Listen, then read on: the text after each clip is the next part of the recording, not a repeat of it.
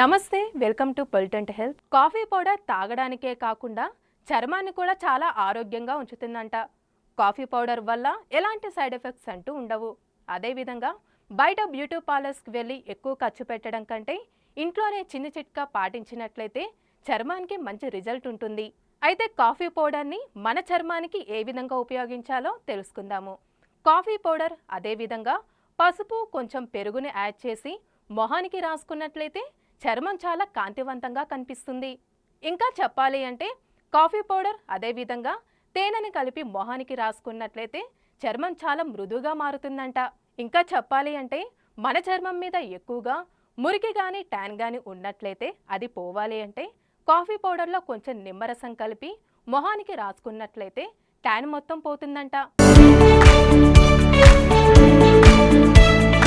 ఈ వీడియో కనుక మీకు నచ్చినట్లయితే లైక్ చేయండి, షేర్ చేయండి, సబ్స్క్రైబ్ చేయండి. అదేవిధంగా కామెంట్ కూడా చేయండి.